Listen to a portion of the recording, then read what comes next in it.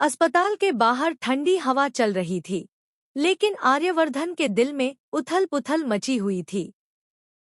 रात भर की बेचैनी, आंखों में नींद की कमी और चेहरे पर छुपा हुआ डर, सब कुछ साफ दिखाई दे रहा था। अस्पताल के गलियारे में चलते हुए हर कदम उसे भारी लग रहा था, मानो हर कदम के साथ बीते हुए पलों का बोझ और बढ़ता जा रहा हो।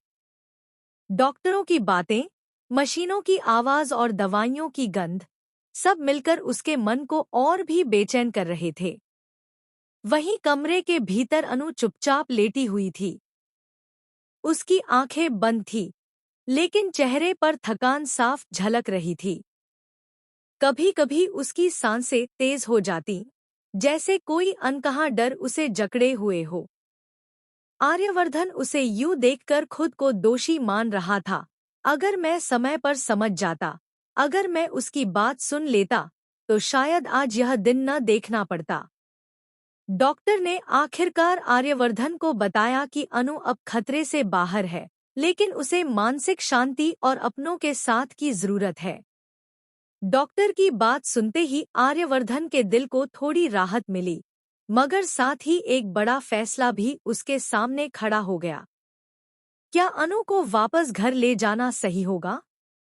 क्या घर का माहौल उसे सुकून दे पाएगा, या फिर वही पुरानी बातें और रिश्तों की कड़वाहट उसे फिर से तोड़ देंगी? आर्यवर्धन कुछ पल के लिए चुप रहा, फिर उसने गहरी सांस ली और खुद से वादा किया कि इस बार वह अनु को अकेला नहीं छोड़ेगा। चाहे जो हो, वह उसके साथ खड़ा रहेगा। जब अनु की आंखें खुलीं, तो सामने आर्यवर्धन को देखकर वह चौंक गई। उसकी आंखों में सवाल थे, डर था और कहीं न कहीं नाराजगी भी। आर्यवर्धन ने धीरे से उसका हाथ थामा और नरम आवाज में कहा, अनु, अब सब ठीक है। मैं तुम्हें घर ले जाने आया हूँ। अनु कुछ कहना चाहती थी, लेकिन शब्द उसके होठों तक आकर रुक गए।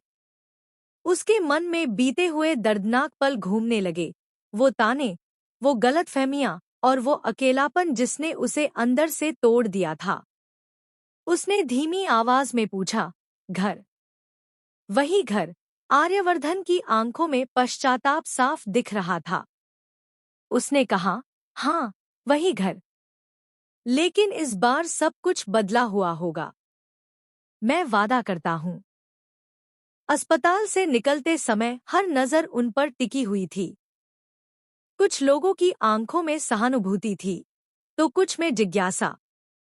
आर्यवर्धन ने अनु को संभालते हुए कार में बैठाया। रास्ते भर खामोशी छाई रही। कार की खिड़की से बाहर जाती सड़क,